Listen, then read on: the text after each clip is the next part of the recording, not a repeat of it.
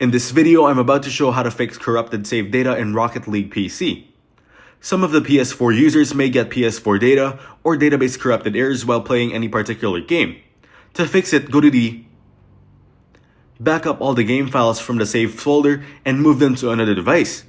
Now delete all the game files from the saves folder. Uninstall the Rocket League game and then reinstall it. Start the game, all the settings and presets are gone now. Enter an exhibition to check whether you gain XP or not. Exit the Rocket League game and clear the task from the task manager if running in the background. Next, replace the backup game files in the saves folder from the above mentioned location. Enable the Steam Cloud Sync again. Finally, launch the Rocket League game on your PC. After that, the Rocket League game should work properly and the game data will start again. However, if you're getting this issue on your PS4, then try to restart the console first. If not fixed, then make sure to rebuild database on your PS4 console. To do that, switch off the console and press and hold the power button until you hear 2 beeps.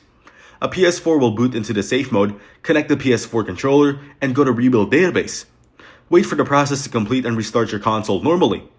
If in case, make sure to manually delete the corrupted data from settings, select system storage management, click save data, and go to media player.